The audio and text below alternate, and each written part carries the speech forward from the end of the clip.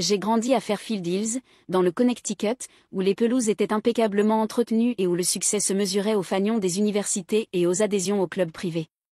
Ma mère, Eleanor Callaway, avait autrefois été chroniqueuse mondaine, ce genre de femme capable de faire ou défaire des réputations avec un seul paragraphe. Elle se comportait comme si elle était encore sous pression, scrutant chaque pièce à la recherche d'imperfections, surtout si ces imperfections, c'était moi. Ma sœur Victoria était tout ce que ma mère avait toujours voulu en une fille. Elle avait obtenu son diplôme de droit à Yale, avait été assistante d'un juge fédéral, et était en voie de devenir associée avant ses 30 ans. À chaque dîner de fête, il y avait un nouvel article sur elle, parfois littéralement, car maman découpait les articles et les encadrait sur le mur de la salle à manger. J'étais la pensée secondaire à ces réunions, assise au bout de la table à côté des cousins plus jeunes, répondant aux questions sur mes études, même après avoir abandonné. Quand je disais que je créais des sites web pour des petites entreprises, quelqu'un riait et trouvait ça mignon, comme si je vendais de la limonade au coin de la rue. Victoria me regardait alors avec un sourire patient, celui qu'on réserve à quelqu'un dont on s'attend à ce qu'il grandisse un jour et abandonne ses bêtises. Depuis mes 12 ans, je savais que je ne voulais pas de la vie qu'il me proposait. Je préférais démonter un vieil ordinateur que m'habiller pour un déjeuner réseautage. J'adorais le casse-tête du code, le frisson de voir pour la première fois quelque chose que j'avais construit fonctionner. Ma mère appelait ça « jouer ». Mon père, moins subtil, me demandait si je comptais bricoler avec des gadgets jusqu'à mes 40 ans. Au début de la vingtaine, le fossé entre nous n'était plus une question de goût, c'était une faille profonde. Eux mesuraient la valeur en diplôme et titres. Moi, en idées et en liberté de les poursuivre. Pourtant, je continuais à essayer d'être poli, de m'intégrer à leur monde sans m'y perdre complètement. Cette illusion s'est finalement brisée un dimanche soir lors d'un dîner que je n'oublierai jamais, quand l'espace entre nous est devenu impossible à ignorer. La table était dressée avec la plus belle porcelaine d'Eleanor, celle qu'elle n'utilisait qu'en présence d'invités. Des verres en cristal scintillaient sous le lustre, et l'air sentait légèrement son poulet rôti signature. Les parents occupaient chaque siège, les conversations tournaient autour de promotions, d'admission dans les Ivy League, et de la dernière victoire en justice de Victoria. J'étais restée silencieuse toute la soirée, attendant mon tour. Quand les assiettes furent débarrassées pour le dessert, je posai ma fourchette et dis « Je ne retourne pas à Columbia le semestre prochain ». Le cliquetis des couverts s'arrêta net. Je me consacre à plein temps à mon entreprise. J'ai déjà des clients payants et un plan pour développer. Un instant, personne ne bougea. Puis Eleanor s'appuya en arrière sur sa chaise, plissant les yeux. « Ton entreprise » répéta-t-elle, comme si elle goûtait quelque chose de pourri. « C'est comme ça que tu appelles ces petits sites web avec lesquels tu joues ? Ils ne sont pas petits. Ils rapportent de l'argent. Et moi ? » Sa main claqua sur la table. « Et dégage, petite vermine. » Ces mots déchirèrent la pièce comme du verre brisé. Un cousin toussa dans sa serviette. Les lèvres de Victoria esquissèrent un sourire complice. Je sentis la chaleur monter dans ma nuque mais garder la voix calme. « Si c'est comme ça que vous me voyez, alors je m'en vais. » Je me levai, les pieds de ma chaise raclant le sol poli. Personne ne tenta de m'arrêter. Personne ne me demanda d'expliquer. À l'étage, je fis rapidement ma valise ordinateur portable, quelques vêtements, mon sac à dos en cuir usé. Chaque objet que je rangeais semblait être un morceau de la vie que je construisais en secret, derrière leur dos. Quand je redescendis avec mes affaires, Eleanor ne leva pas les yeux en versant le café. Mon père murmura quelque chose à un invité comme si la scène qui se jouait chez lui n'était qu'un léger désagrément. Je sortis dans la fraîcheur de la nuit, refermai doucement la porte derrière moi, et sus que je ne franchirais plus jamais ce seuil de la même façon. La rue était silencieuse, le seul son était le faible bourdonnement de ma propre détermination, alors que je me dirigeais vers la gare, prête pour ce qui viendrait ensuite. L'appartement faisait à peine 37 mètres carrés, niché au-dessus d'une épicerie qui gardait ses lumières allumées jusqu'à 3 heures du matin. Les tuyaux grondaient à chaque fois qu'un voisin ouvrait un robinet, et le radiateur claquait comme s'il protestait d'être sollicité. Mes meubles venaient de vide-grenier ou étaient récupérés au bord de la rue lors des nuits de poubelle. Un bureau ébréché, coincé entre la kitchenette et la fenêtre, était devenu mon centre de commandement. Depuis cet espace exigu, j'ai lancé mon idée, une place de marché en ligne où des artisans de boutiques pourraient vendre leurs créations sans être engloutis par les grandes plateformes de commerce électronique. Des potiers de petites villes, des créateurs de bijoux travaillant sur leur table de cuisine, des peintres sans connexion à des galeries, je voulais qu'ils aient tous un endroit où leur savoir-faire soit à l'honneur, pas noyé dans une mer de produits fabriqués en masse. J'ai construit le site moi-même, codant tard dans la nuit, ajustant les mises en page et les systèmes de paiement jusqu'à ce que mes yeux brûlent. J'envoyais des mails aux propriétaires de boutiques que je trouvais en ligne, me présentant ainsi que la plateforme. La plupart ne répondaient pas. Quelques-uns répondaient, mais leur première question était toujours la même: où as-tu étudié? Quand j'admettais que je n'avais pas de diplôme, leur ton changeait. Certains arrêtaient tout simplement de répondre. D'autres répondaient poliment mais catégoriquement non. Le loyer et les charges épuisaient mes petites économies. Je rallongeais mes repas en sautant le petit déjeuner, vivant de nouilles instantanées et de boîtes de haricots. Je prenais des petits boulots de réparation informatique pour les voisins, réparer un téléphone capricieux, démêler une imprimante récalcitrante pour payer l'hébergement du site. Un soir, après avoir envoyé une nouvelle série de propositions, j'ai vérifié ma boîte mail. Un autre refus, cette fois d'une boutique dans le Vermont. La dernière phrase du propriétaire disait: « Reviens peut-être quand tu auras de vrais diplômes. » J'ai fermé l'ordinateur portable, me suis appuyé sur ma chaise et fixé le plafond taché d'humidité. Le bruit de la ville s'estompa en un bourdonnement sourd. Pour la première fois depuis mon départ de la maison, je me suis demandé si ma mère avait raison, que sans le bon papier accroché au mur, je serais toujours un pas derrière. Mais le matin venait toujours, avec une nouvelle chance de prouver le contraire. Le lendemain, j'ai pris mon ordinateur portable et suis allé à une rencontre gratuite pour petites entreprises que j'avais vue affichée sur un panneau communautaire, espérant que la salle contiendrait au moins une personne prête à écouter. Le séminaire avait lieu dans une salle à l'arrière d'une bibliothèque publique, les chaises pliantes disposées en rangées irrégulières. Une vingtaine de personnes étaient présentes, la plupart en tenue décontractée de travail, quelques-unes en chemise tachée de peinture. Je me suis assise près du fond, carnet ouvert, essayant de me fondre dans la masse. L'intervenante était Marin Hollis, fondatrice d'une petite mais prospère société de logiciels logistiques.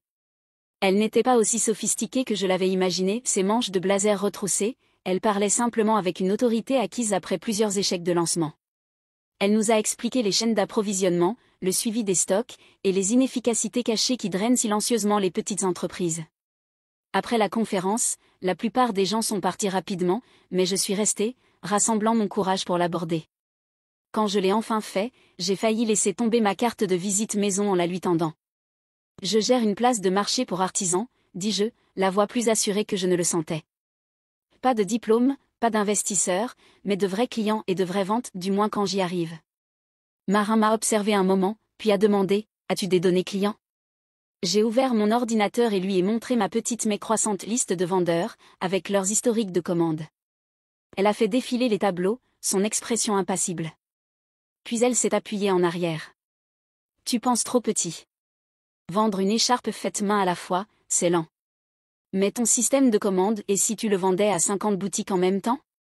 Donne-leur les outils, pas seulement la vitrine. » Ces mots m'ont frappé comme un plan qui se met enfin en place. J'avais été tellement concentrée sur l'attraction de vendeurs individuels que je n'avais pas pensé à transformer ma plateforme en logiciel pour des réseaux de boutiques entiers. Nous avons parlé jusqu'à ce que le personnel de la bibliothèque commence à empiler les chaises. En retournant dans la nuit froide, mon esprit réécrivait déjà tout: nom, stratégie, envergure. En arrivant à mon appartement, je savais que la place de marché était terminée. La vraie entreprise allait commencer. La transition n'a pas été facile. J'ai dépouillé ma vieille place de marché jusqu'à son squelette et l'ai reconstruite en un système cloud de gestion des stocks et des commandes, conçu spécialement pour les détaillants artisans. J'ai passé des semaines à apprendre de nouveaux frameworks, concevoir un tableau de bord plus clair, et intégrer des API de livraison pour que les propriétaires de boutiques puissent suivre les produits de l'atelier à la vitrine. Les jours se sont transformés en nuit. Mon tableau de prospection téléphonique a dépassé les 200 noms: chaînes de boutiques, coopératives régionales, magasins de meubles spécialisés. La plupart se sont soldés par des refus polis ou pas de réponse du tout. Mais un matin, un mail est arrivé dans ma boîte: le directeur des opérations d'Eastwood Epine, une chaîne de meubles artisanaux basée en Nouvelle-Angleterre avec 14 magasins. Il cherchait un nouveau système et voulait une démonstration. Je n'ai presque pas dormi cette semaine-là. Vendredi, j'avais une démo en direct chargée avec leur catégorie de produits, des exemples de rapports de vente, et des alertes de réapprovisionnement automatisées. L'appel a duré 45 minutes, mais à la fin, le directeur a dit: « Nous cherchons quelque chose comme ça depuis des années. Envoyez-nous la proposition. » Le contrat s'élevait à 500 000 $, la moitié payable d'avance. Quand j'ai vu l'accord signé, je suis resté longtemps à le fixer, les mains encore posées sur le clavier, comme si bouger trop vite risquait de le faire disparaître. Puis le vrai travail a commencé. Pendant 2 mois, j'ai poussé plus fort que jamais, coordonnant à distance avec leur manager, personnalisant les fonctionnalités pour chaque site, vérifiant 3 fois chaque intégration. Je mangeais à mon bureau, travaillais les week-ends, et parfois je m'endormais avec du code encore ouvert à l'écran. Le déploiement s'est fait dans les temps. Pas de plantage, pas de perte de données. En quelques semaines, leurs responsables régionaux rapportaient des délais d'exécution plus rapides et des inventaires plus précis. Le propriétaire d'Eastwood Epine m'a envoyé une carte de remerciement manuscrite, un petit geste, mais qui m'a paru être une validation en encre. Peu après, ils m'ont recommandé à 2 autres détaillants haut de gamme. Ces introductions ont mené à des réunions, et les réunions à de nouveaux contrats. Le chiffre d'affaires dépassait tout ce que j'avais imaginé quand je codais dans mon minuscule appartement pour des vendeurs individuels. Il était clair que je ne pouvais plus tout faire seul. J'ai embauché 2 développeurs et un coordinateur de projet, des gens aussi précis et déterminés que moi. Pour la première fois, j'avais une équipe, et ensemble, nous construisions quelque chose qui pouvait dépasser toutes les limites que je pensais avoir. Les contrats continuaient d'arriver, et avec eux, les chiffres sur mon compte en banque. Ce qui autrefois ne représentait que quelques milliers par an était devenu plus que je n'aurais jamais cru possible. Mais mon style de vie restait le même. Je vivais toujours dans le même appartement modeste, portais les mêmes bottes usées au rendez-vous client, conduisais encore une voiture avec plus de kilomètres que je ne voulais l'admettre. Moins ma famille se doutait de quelque chose, mieux c'était. Ce n'était pas par peur, mais par contrôle. Je ne voulais pas que mon succès devienne une autre chose qu'il pourrait déformer en quelque chose de laid. Alors, quand j'ai décidé de les aider, je l'ai fait de manière à ce qu'ils ne puissent jamais remonter jusqu'à moi. J'ai appris par un contact en ville que mes parents avaient plusieurs mois de retard sur leur hypothèque. En moins d'une semaine, une « fondation éducative » anonyme a commencé à payer leur mensualité. Ils ont reçu une lettre de la banque louant leur contribution à l'éducation locale comme raison de cette aide. Mon père disait aux voisins qu'un bienfaiteur avait reconnu ses années de service. Ma mère parlait de « timing divin ». Quand l'état de la thyroïde de ma mère s'est aggravé et que l'assurance refusait de couvrir certains traitements, un fonds privé de santé est apparu de nulle part pour les payer intégralement. Elle ne s'est jamais posé de questions, disant seulement être reconnaissante de la gentillesse des inconnus. Les enfants de Victoria furent les suivants. Elle les avait inscrits dans une école privée d'élite, mais avait reculé devant la facture des frais de scolarité. Cet automne-là, les 2 enfants ont reçu des « bourses d'enrichissement académique » d'une fondation régionale, couvrant entièrement leurs frais. Elle a publié en ligne à quel point elle se sentait bénie d'être soutenue par des gens qui valorisent l'éducation. Malgré tout cela, il ne cessait de me traiter comme la fille qui avait abandonné, celle qui avait choisi la mauvaise voie. Au dîner de fête, il me comparait toujours défavorablement à Victoria, me suggérant encore de penser à finir mon diplôme. Je souriais, hochais la tête, et ne disais rien. Mais chaque fois qu'ils louaient leur mystérieux bienfaiteur, je baissais les yeux et gardais la voix calme, cachant la vérité au vu de tous. Je me disais que savoir que j'aidais suffisait, même s'ils ne me remercieraient jamais. Cette illusion ne dura pas éternellement. Un jour de fête, elle éclata. La table était dressée comme si rien n'avait changé, l'argenterie était polie, les verres à vin alignés comme des soldats, la dinde rôtie de ma mère placée au centre. J'avais été invitée comme chaque année, même si je soupçonnais que c'était plus par obligation que par accueil. Cette fois, je n'étais pas venue les mains vides. Dans mon sac, un dossier épais rempli de documents relevés de virements bancaires, contrats de fiducie, évaluation d'entreprise, tout ce qu'ils n'avaient jamais voulu demander. Le dîner commença comme d'habitude, ma mère récitait un toast à la famille, mon père enchaînait avec un discours louant les succès de Victoria, les notes des enfants, et combien ils étaient bénis d'avoir de tels exemples sous un même toit. Mon nom ne fut pas prononcé une seule fois. Quand la dinde fut découpée et les assiettes passées, je posai le dossier sur la table, entre la sauce au canneberge et les petits pains. Je pense qu'il est temps que vous sachiez la vérité, dis-je. Mon père fronça les sourcils tandis que je glissais le premier document vers eux, un rapport d'évaluation plaçant la valeur de mon entreprise à 48 millions de dollars. Puis vinrent des relevés montrant les paiements hypothécaires faits par la soi-disant fondation éducative, des factures de santé payées par une fiducie privée, des bourses pour les enfants de Victoria. Les yeux de ma mère se plissèrent. « Où as-tu obtenu tout ça ?»« C'est à moi, » répondis-je calmement. « La fondation, la fiducie, les bourses, ça fait des années que c'est moi. » Victoria laissa échapper un petit rire. « Donc, tu joues avec du code chez toi et tout à coup tu es millionnaire ?»« J'ai créé une entreprise qui sert des clients dans tout le pays, » répondis-je, d'une voix assurée. « Je vous ai soutenu en silence parce que je ne voulais pas de gratitude, juste du respect. »« Tu mens » claqua ma mère, la voix assez tranchante pour couper la pièce. Je me levai, rangeant les documents dans le dossier. Si tu penses que je mens, alors tu ne manqueras pas l'aide.